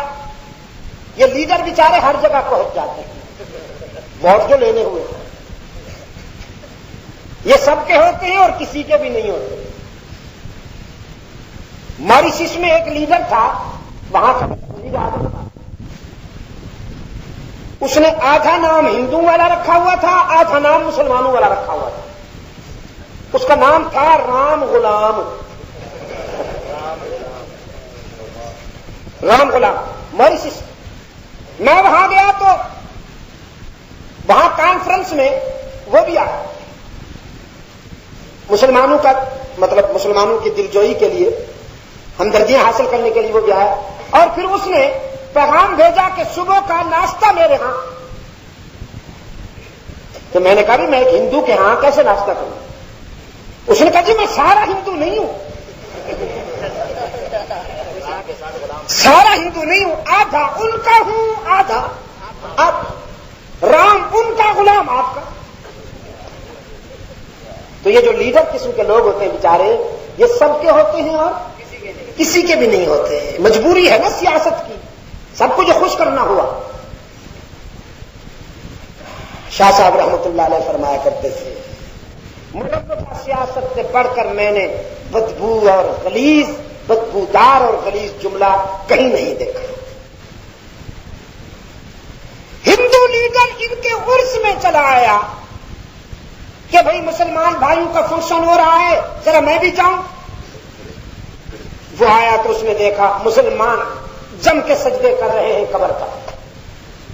بعض قریب آ کے کرتے ہیں، بعض تو دور سے جھکتے ہیں، اور دور سے جھکتے جھکتے آتے ہیں. کچھ دیر تک یہ منظر دیکھتا رہا. پھر اس نے بھاشن دیا، تقریر کی. کہنے لگا مسلمان بھائیوں، یہاں آ کر مجھے بڑی خوشی ہوئی. میں تو سمجھتا تھا کہ تمہارے اور ہمارے درمیان بہت بڑا فرق ہے، بہت بڑا فاصلہ ہے. یہاں آ کر میں نے دیکھا، مجھے بہت خوشی ہوئی. کوئی خاص فرق نہیں ہے تمہارے اور ہمارے درمیان، بس اتنا سا فرق ہے کہ ہم کھڑی کو پوجتے ہیں، تم پڑی کو پوجتے ہو. اگر ہماری کھڑی پڑی ہو جائے یا تمہاری پڑی کھڑی ہو جائے تو ہم ایک.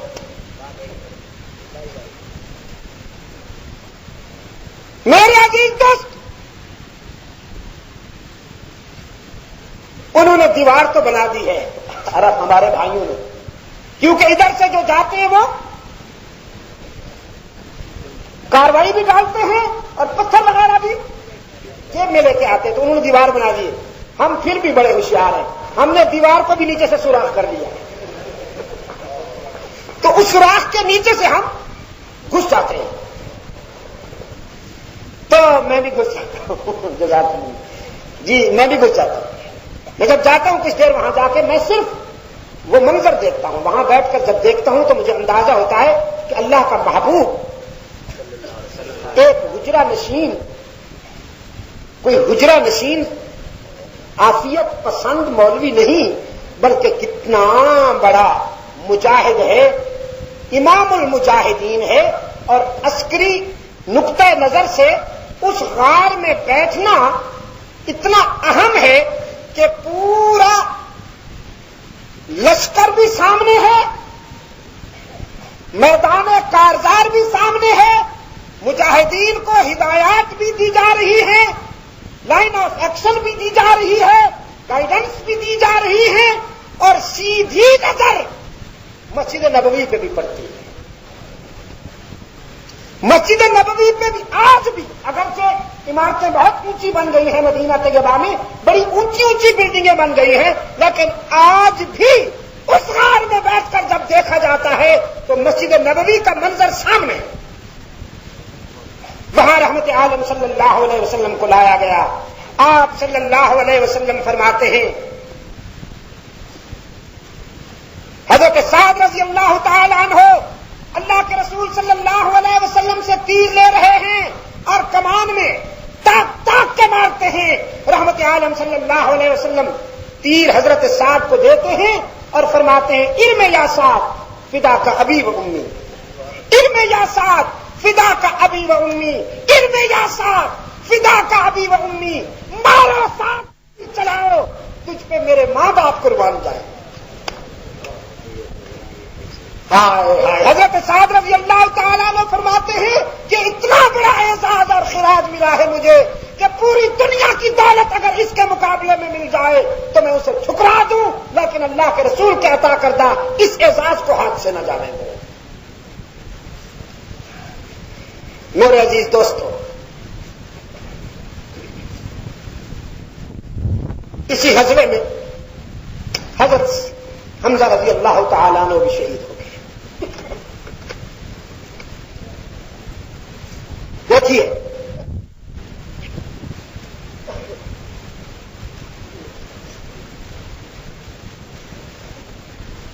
آپ جانتے ہیں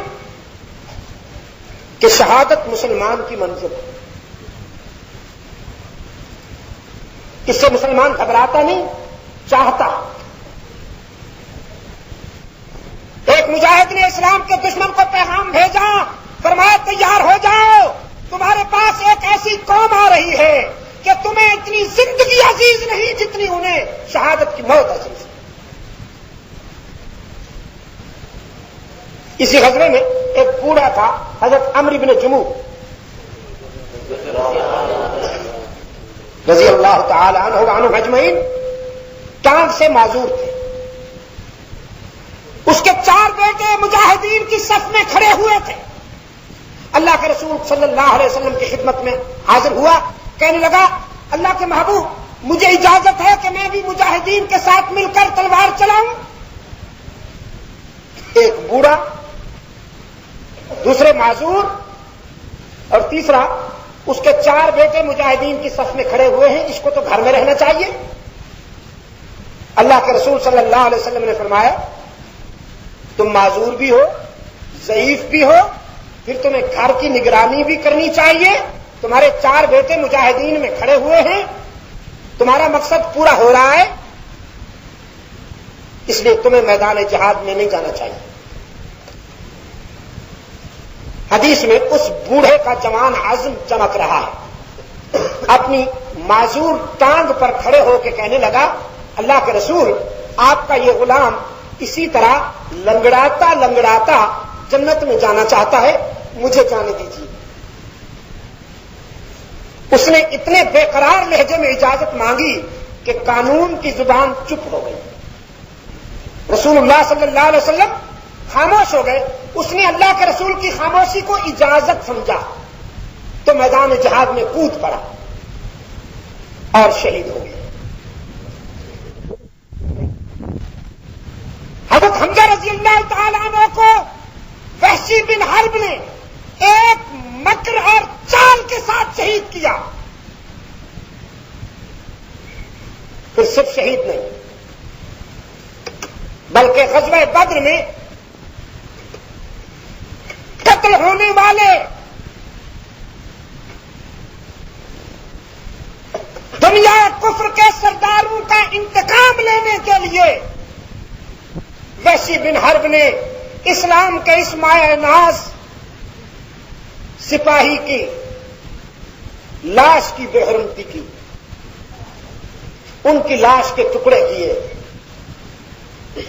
یہاں تک کہ سینہ شق کر کے حضرت حمزہ رضی اللہ تعالی عنہ کا جگر نکال لیا. رحمت عالم صلی اللہ علیہ وسلم جب حضرت حمزہ رضی اللہ تعالی عنہ کی لاش پر تشریف لائے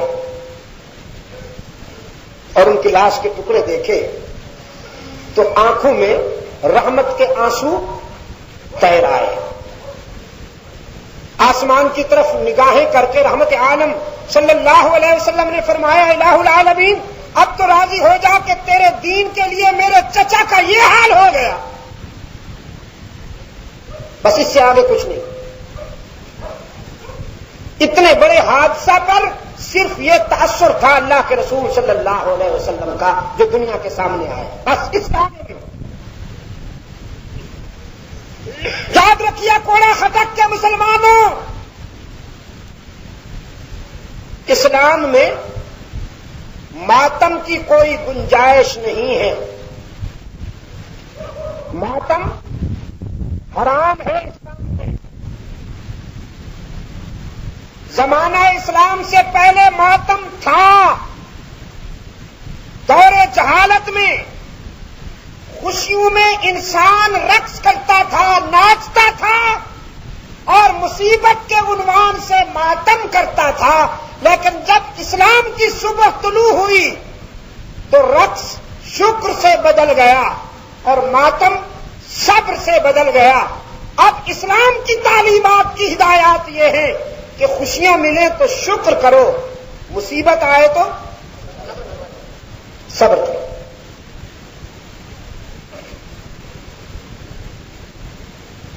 یہاں کیا ہو رہا ہے؟ ماتم کی بنیاد پر مستقل ایک مذہب تیار ہو گئے، ماتم کی بنیاد پر ایک مذہب تیار ہو گئے، اور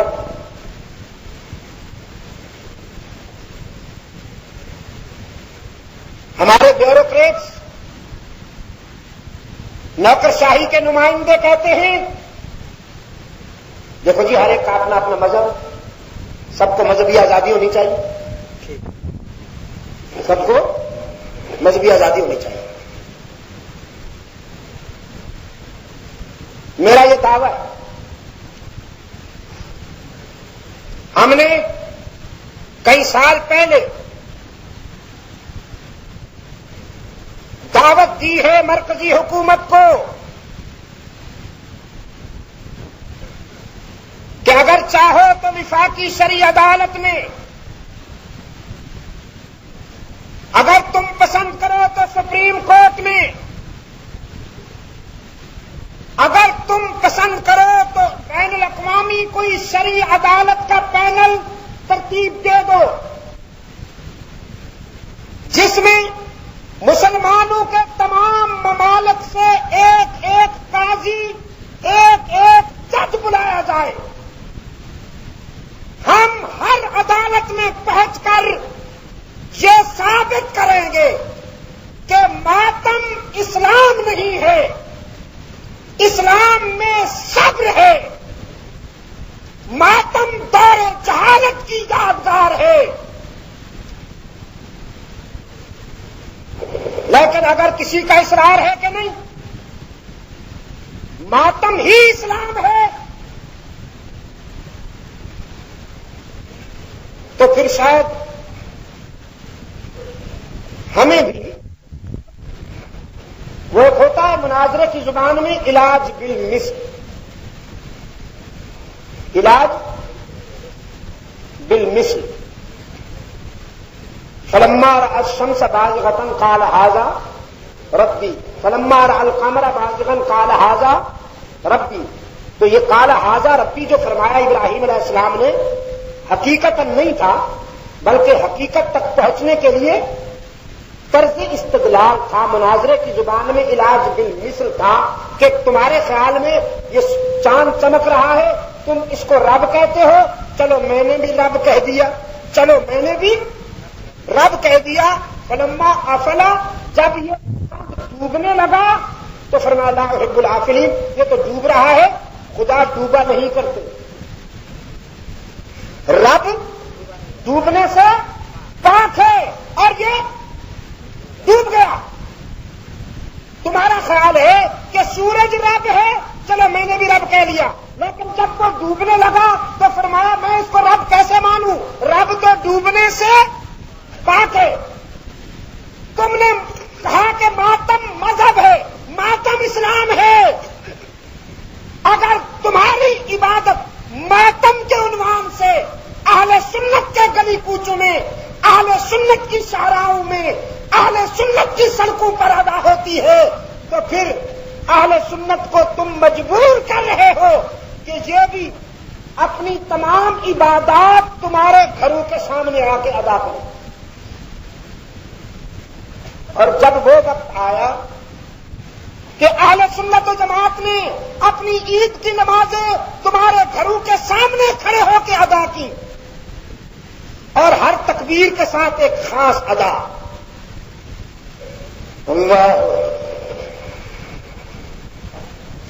تو انشاءاللہ ایک امپریشن بنے گا۔ میں کہتا ہوں خدا کرے وہ وقت نہ آئے، خدا کرے وہ وقت نہ آئے، لیکن جس طرح کا سلسلہ چل رہا ہے، اگر اہل سنت و جماعت کو مجبور کیا گیا تو پھر یہ اسی زبان میں بات کرنے پر مجبور ہوں گے جس زبان میں ان کو خطاب کیا جاتا ہے۔ میں یہی کہتا ہوں آپ سے کہ صرف نعروں پر اپنی قوت خرچ کرنے کے بجائے، صرف نعروں پر ڈپینڈ کرنے کے بجائے، صرف نعروں پر انحصار کرنے کے بجائے، اس ملک کی نظریاتی سرحدوں کو محفوظ کرنے کے لیے آپ کو عملی تقاضے پورے کرنے ہوں گے۔ اس کے لیے میرے پاس کچھ مثالیں بھی ہیں جو میں یہاں بیان نہیں کر سکتا ہوں، اگر آپ مجھ سے پوچھیں گے تو میں آپ کو بتا سکتا ہوں۔ یہاں بیان کرنا حکمت کے خلاف ہے۔ عالمی مجلس تحفظ حقوق اہل سنت و جماعت نے یہ مطالبہ آج سے 15 سال پہلے کیا تھا، اور اس مطالبے پر ہم قائم ہیں اللہ کے فضل و کرم کے ساتھ، اور قائم رہیں گے جب تک وہ مطالبہ پورا نہیں ہوتا کہ سڑکوں، شاہراہوں اور گلی کوچوں میں ماتمی جلوسوں پر پابندی عائد کی جائے۔ یہ صرف ہم چند لوگوں کا مطالبہ ہے یا یہ سب کا مطالبہ ہے نا کہ سڑکوں، شاہراہوں اور گلی کوچوں میں ماتمی جلوس نہیں آنے چاہیے۔ یہ جو جلوس نکلتے ہیں ان کے پاس کیا ہوتا ہے؟ خنجر اور چھری۔ خنجر اور چھری سے زخم مٹائے جاتے ہیں یا لگائے جاتے ہیں؟ خنجر اور چھری سے امن قائم ہوتا ہے یا بدامنی پھیلتی ہے؟ چنانچہ محرم کا چاند طلوع ہوتے ہی پورے ملک میں ایک بحرانی کیفیت طاری ہو جاتی ہے۔ پیس کمیٹیاں بنتی ہیں، امن کمیٹیاں بنتی ہیں، انتظامیہ پر سکرات کا عالم ہوتا ہے، موت و زندگی کی کشمکش میں مبتلا ہوتی ہے انتظامیہ۔ امن ہونا چاہیے، امن ہونا چاہیے، اور پھر پولیس اپنی سنگینوں میں، اپنی بندوق کی نالیوں میں ان کے جلوسوں کو آگے بڑھاتی۔ اس ملک کی آبادی 95% مسلمانان اہل سنت و جماعت کی اکثریتی آبادی ہے۔ بین الاقوامی مروجہ اصولوں کے مطابق دنیا کے کسی قانون کی روح سے اقلیتی فرقے کو یہ حق نہیں پہنچتا کہ وہ اکثریتی آبادی کی دل آزاری کرنے کے لیے خنجر اور چھریاں اٹھا کر جلوس کی صورت میں ان کے گلی کوچوں پہ آ جائے۔ اگر ان کے ہاں یہ عبادت ہے بھی تو پھر انہیں اپنی عبادت گاہوں تک محدود ہونا چاہیے۔ انہیں یہ کوئی حق نہیں پہنچتا کہ وہ 95% اکثریتی آبادی کی سڑکوں، شاہراہوں اور گلی کوچوں میں آ کر اپنی سیاسی قوت کا مظاہرہ کریں۔ یہ دین نہیں ہے، یہ سیاسی انقلاب لانے کا پروگرام ہے۔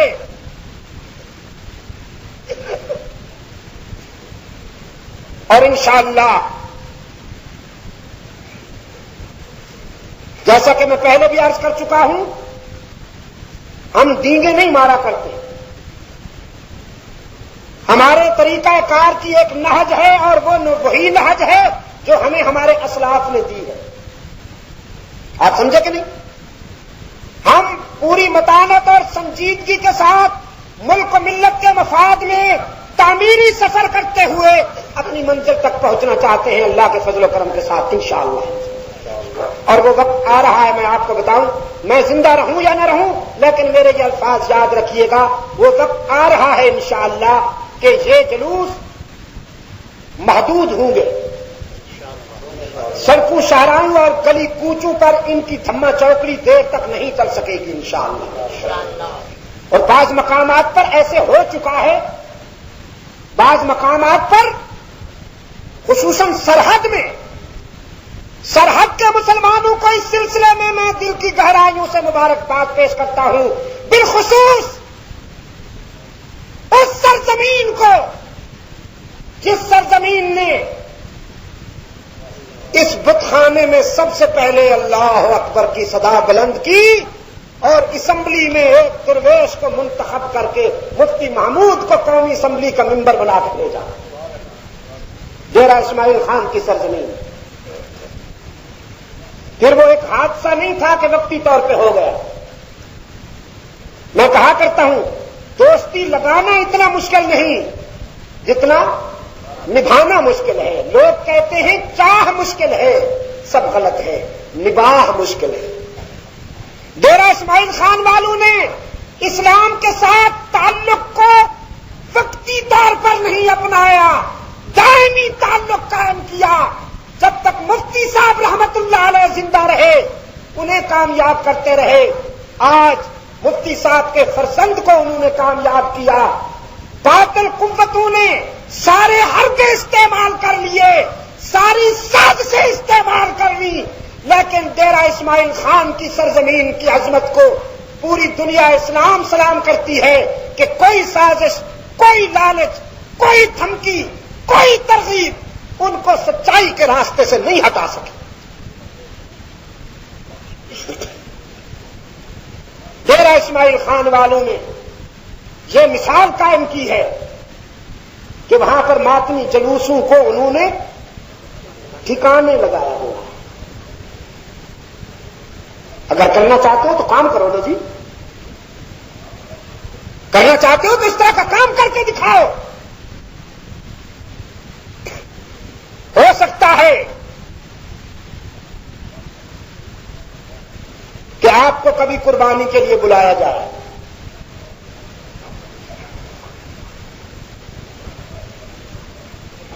کچھ نمک باقی ہے یا ٹھنڈے ہو چکے ہو؟ ٹی وی وی سی آر زیادہ دیکھا کرو، انشاءاللہ جہاد کا جذبہ اور مضبوط ہوگا. زور لگائیے اس کو، کوئی لمحہ جانے نہ پائے. انا للہ و انا الیہ راجعون. کیسا وہ سلو پوائزننگ، خاموشی کے ساتھ پھیلنے والا زہر کہ جو انسان کو جانور بنا کے رکھ دے. کیسا زہر پھیلایا یورپ کے شیطانوں نے. وہ نوجوان کہ جس کے شباب اور جوانی سے باطل قوتیں کانپا کرتی تھیں، آج اس نوجوان کو نہ نماز کا خیال ہے نہ غیرت کا پاس ہے. وہ کچھ کر رہا ہے کہ جو زبان پہ نہیں لایا جا سکتا. آج ایک بزرگ میرے سامنے رو پڑا،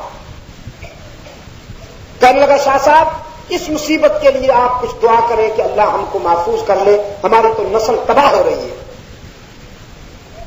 میں نے کہا میں کیا کروں؟ دست گلچی پھر رہا ہے شاخ گل پر بے دریغ، کون سنتا ہے چمن میں اندلی بیزار کی. میرے اختیار میں کیا ہے؟ جب تک کرسی پر، جب تک اقتدار پر غلط لوگ بیٹھے ہوئے ہیں برائی پھیلتی رہے گی. نیکی اس وقت پھیلے گی جب اقتدار پر اور کرسی پر اچھے لوگ آئیں گے. یہ صحیح کہہ رہا ہوں یا غلط کہہ رہا ہوں؟ ابھی میرے پاس رک کے آئے تھے. ان میں لکھا ہوا ہے یہاں پر شادیاں ہوتی ہیں, ان میں ناچ گانا بھی ہوتا ہے اور علماء کرام بھی اپنا کردار بیچ میں ادا کرتے ہیں.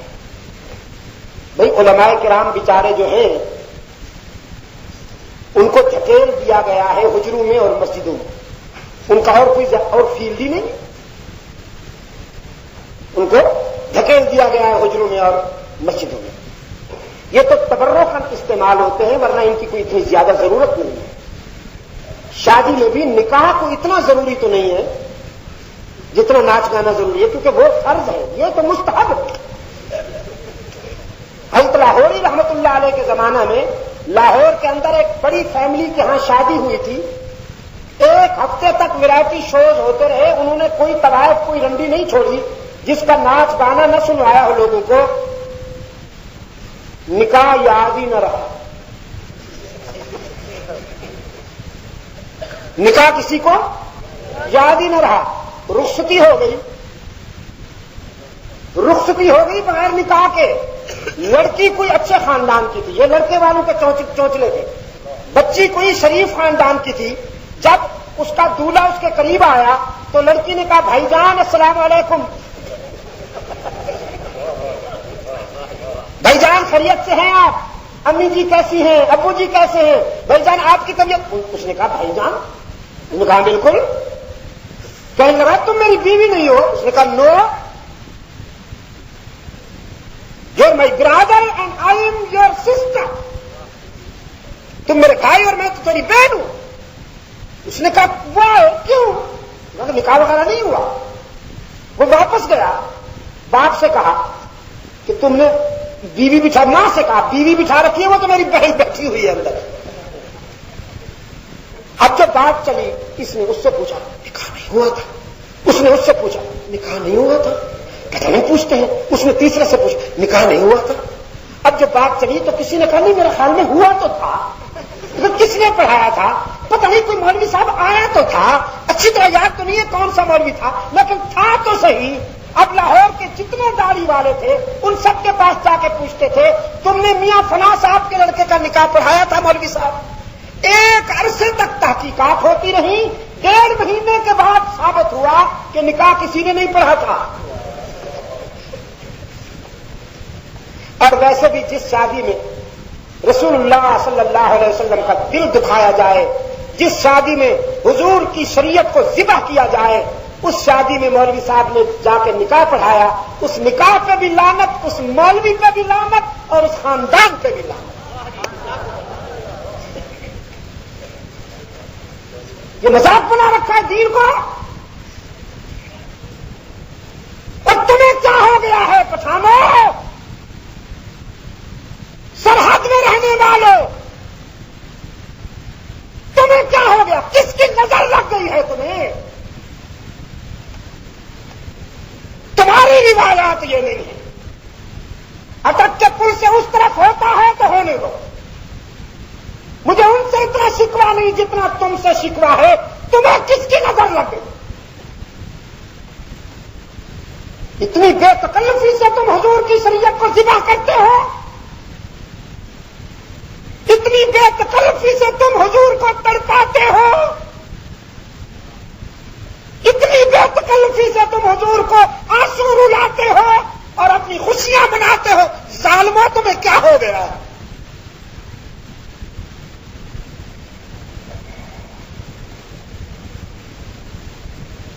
میرے عزیز دوستو,